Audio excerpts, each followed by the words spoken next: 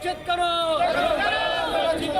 प्रदर्शन कर रहे बिजली विभाग के इन कर्मचारियों ने योगी सरकार से पीएफ अकाउंट में पैसे जमा करने की जिम्मेदारी लेने की मांग की। सारी की सारी धनराशि की देनदारी उत्तर प्रदेश सरकार की होगी।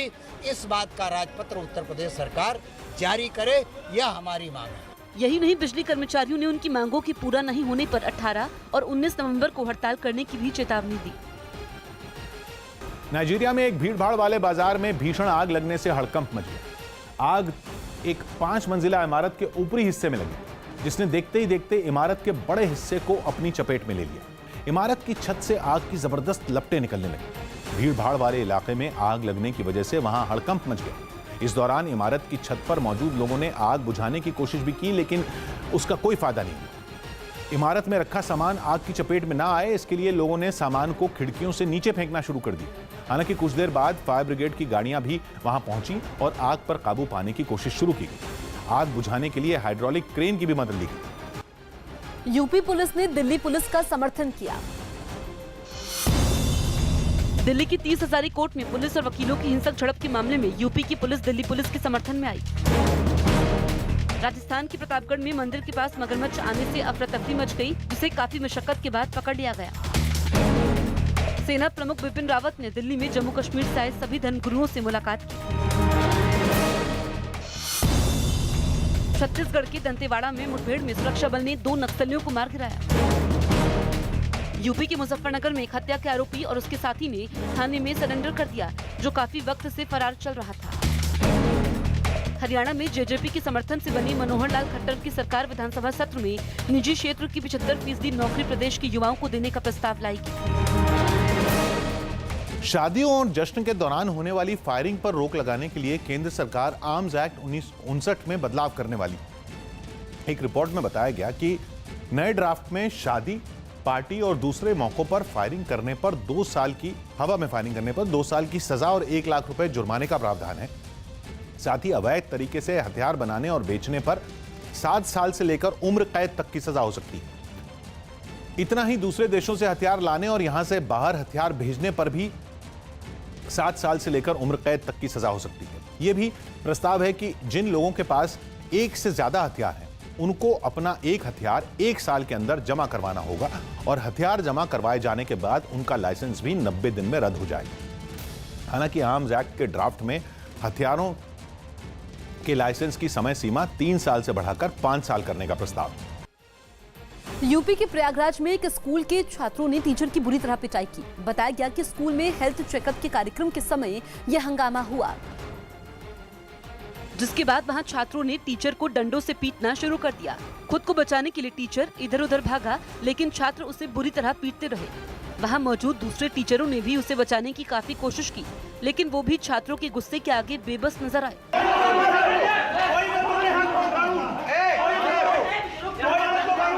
छात्रों से बचने के लिए टीचर ने खुद को क्लासरूम में बंद कर लिया, जिसके बाद छात्रों ने खिड़की तोड़ दी और टीचर को बाहर निकाल लाए और फिर पीटने लगे। इस घटना के बाद वहां पुलिस पहुंची और टीचर की शिकायत पर मामला दर्ज कर आरोपियों की तलाश शुरू कर दी। कार्यक्रम चल रहा था चेकअप का, उसमें बच्चे लाइन अप हो खड़े थे, उस लड़के लड़कियों के ऊपर गिर पड़े। टीचर ने हस्तक्षेप किया, उसके बाद कुछ लड़के अपने घर के लोगों को बुला लाए, मारपीट किए हैं। मुंबई में पीएमसी बैंक के कई ग्राहकों ने 44 दिन बाद भी ठोस आश्वासन नहीं मिलने पर आरबीआई दफ्तर के बाहर हंगामा किया। एक दिन पहले पीएमसी बैंक के एक और ग्राहक की मौत हो गई थी।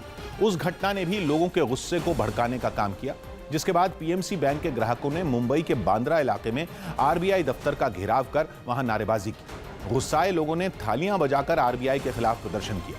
इस दौरान कुछ लोगों ने आरबीआई दफ्तर में घुसने की कोशिश भी की, लेकिन गेट पर तैनात सुरक्षा कर्मियों ने उन्हें रोक दिया।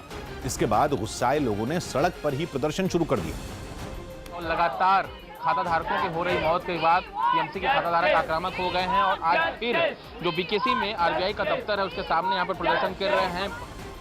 पीएमसी बैंक पर आरबीआई ने कई तरह की पाबंदियां लगाई हैं, जिनकी वजह से बैंक ग्राहक अपने अकाउंट से पैसे नहीं निकाल पा रहे हैं। ये एक बड़ी वजह है कि लोगों का गुस्सा आरबीआई पर फूट रहा है। एंड सीनियर सिटीजन का ये हालत करके आप रास्ता में खड़ा किया। शर्म होना चाहिए आरबीआई को, शर्म होना चाहिए आरबीआई ऑडिटर को, शर्म होना चाहिए पीएमसी डायरेक्टर को। आरबीआई दफ्तर के बाहर हंगामा करने के बाद पीएमसी बैंक के कुछ ग्राहक नेशनल स्टॉक एक्सचेंज के दफ्तर के बाहर प्रदर्शन करने पहुंच गए। वहां वित्त मंत्री निर्मला सीतारामन एक कार्यक्रम में शामिल होने पहुंची थी और लोगों ने उनके खिलाफ प्रदर्शन किया। हंगामे की खबर मिलते ही पुलिस वहां पहुंची और लोगों को समझाने लगी। जब हंगामा कर रहे लोग नहीं माने तो पुलिस ने कई प्रदर्शनकारियों को हिरासत में ले लिया। हालांकि इसी बीच आरबीआई ने पीएमसी के ग्राहकों के लिए पैसे निकालने की सीमा 40,000 से बढ़ाकर 50,000 रुपए कर दी। यूपी के ग्रेटर नोएडा में चोरी की 4 वारदातों से हड़कंप।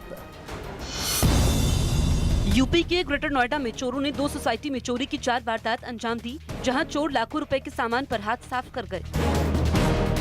बिहार के मोतिहारी में एक बुजुर्ग की पीट कर हत्या करने का आरोप बेटी के ससुराल वालों पर लगा। बिहार के दरभंगा में 2 पक्षों में विवाद के बाद हुई फायरिंग में 3 लोग घायल हो गए। यूपी के फिरोजाबाद में खाद्य विभाग ने एक मिठाई बनाने के कारखाने को सीज किया, जहां मिठाई बनने के लिए धड़ल्ले से केमिकल का इस्तेमाल हो रहा था। महाराष्ट्र के वर्धा में किसान जहर लेकर बैंक पहुंचे, जहां उन्होंने कर्ज वसूली की सीमा बढ़ाने की मांग की। हरियाणा के पानीपत में एक सांड मकान की छत पर चढ़ गया, जिसे काफी मशक्कत के बाद उतारा गया। मध्य प्रदेश के दमोह में एक भ्रष्टाचार के मुद्दे पर कांग्रेस के 2 नेता आपस में भिड़ गए। कांग्रेस नेता मनीषा दुबे ने कांग्रेस के ही गौरव पटेल पर सरकारी दुकानों के आवंटन में भ्रष्टाचार का आरोप लगा दिया और अपने समर्थकों के साथ उनके खिलाफ शिकायत करने कलेक्ट्रेट पहुंचे। तभी गौरव पटेल भी अपने एक साथी के साथ वहां आधम के और जांच के लिए आवेदन देने जा रहे लोगों को रोकने की कोशिश की, जिसके बाद कांग्रेस नेताओं के बीच गर्मागर्म बहस शुरू हो गई। अकेली महिला देके धमका रहे हो, क्या कर लोगे बताएं, क्या कर लेंगे हम? मनीषा दुबे ने गौरव पटेल पर गलत तरीके से करीब 50 सरकारी दुकानों के आवंटन करने का आरोप लगाया और उनके खिलाफ कार्रवाई की मांग की। दुकानों निर्माण की प्रक्रिया जो चल रही है उसमें ना तो पेपरों में विज्ञापन दिया गया, ना कोई आरक्षण लागू किया गया। लेकिन गौरव पटेल ने मनीषा दुबे के आरोपों को सिरे से खारिज कर दिया और दावा किया कि नियमों के मुताबिक ही सरकारी दुकानों का आवंटन किया गया। हाँ, झूठी शिकायत करने आई थी मुझ पर भी। मैंने सुना है कि एक आरोप लगाया है कि इनने गाली गलौज की, तो ऐसा कुछ नहीं हुआ। गुजरात के वडोदरा में एयरफोर्स कॉलोनी में मगरमच्छ आने से अफरा तफरी मच गई, जिसकी खबर वन विभाग को दी गई। फिर वहां वन विभाग के युवा कर्मी मगरमच्छ को पकड़ने के लिए पहुंचे, जिसके बाद पहले तो डंडे की मदद से मगरमच्छ को सड़क के बीच खींचकर लाया गया। फिर एक लड़के ने मगरमच्छ के मुंह पर कपड़ा डाल दिया।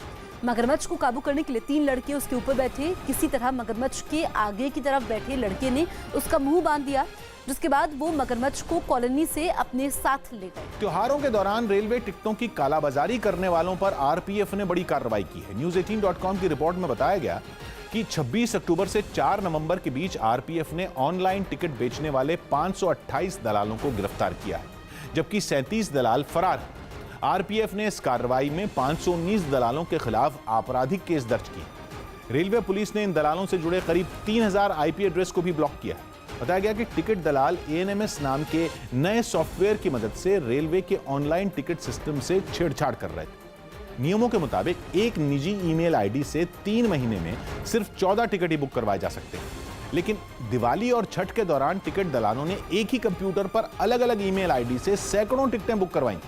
रेलवे पुलिस का दावा है कि टिकटों की कालाबाजारी के आरोप में पकड़े गए आरोपियों से 70% से ज्यादा के पास ऑनलाइन टिकट बुकिंग का लाइसेंस तक नहीं था। रेलवे ने इस कार्रवाई में करीब 3000 टिकट भी ब्लॉक कर दिए, जिनकी कीमत